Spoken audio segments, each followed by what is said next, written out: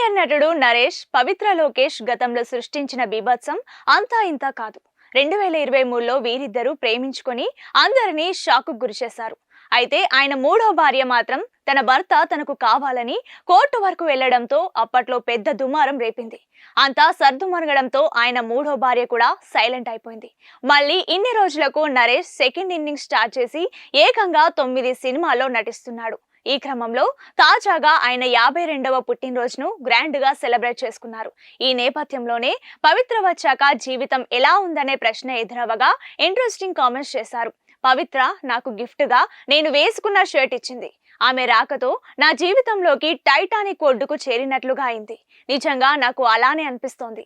Film ఇండస్ట్రీలో ఉండే వాళ్ళు ఎమోషనల్ గా ఉంటారు. మేము కూడా మనుషులం కాబట్టి అవతల యువతల చాలా కష్టపడాలి. కానీ మనల్ని అర్థం చేసుకునే భాగస్వామి ఉంటే వాళ్ళు కూడా ఇండస్ట్రీకి చెందిన వ్యక్తి అయితే జీవితం బాగుంటుందని చెప్పుకొచ్చారు. ప్రస్తుతం ఈ కామెంట్స్ సోషల్ మీడియాలో వైరల్ అవుతున్నాయి.